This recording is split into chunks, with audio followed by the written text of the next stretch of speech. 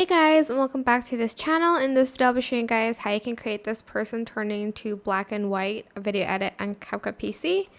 So first, you're going to want to copy and paste it, and you're going to select cutout, and you're going to select auto cutout, and wait for it to process a little bit, and then you're just going to go to filters, and or you can just go to adjustments here and turn the saturation down to -50 later. I think it's going to be a little bit easier to do that, so we're just going to do that first. So we're actually going to put the saturation from 0, add a keyframe, and then like here you're going to then turn the saturation down. Oops, sorry.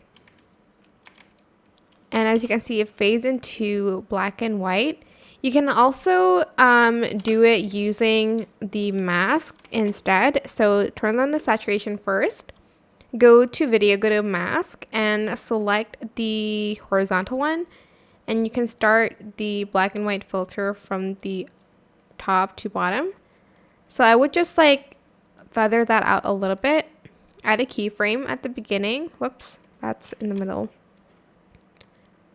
Add a keyframe here, and then like sort of in the middle, you're just going to want to drag that line down so it slowly turns him into this like black and white figure in this colorful world.